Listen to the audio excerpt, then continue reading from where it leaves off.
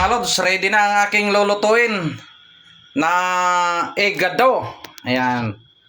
O yan mga lods, so ayan, abangan nyo na ang aking pagluluto.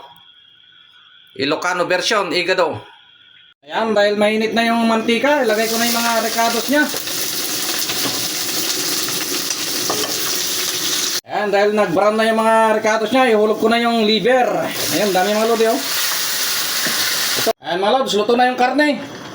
Ilagay ko na yung recados nya na carrots saka patatas. Ihalo ko na rin yung green peas para hahalo yung sarap. Ayan na, luto na mga lodi. Ilagay ko na yung bell pepper pang palasa, walang pula. Ayan na mga lods, ang aking nilulutong liver na igado. Ayan, kaya titimusan ko na mga lodi. Oh, sarap. Oh, sa mga walang ulam dyan, tara, punta na kayo dito.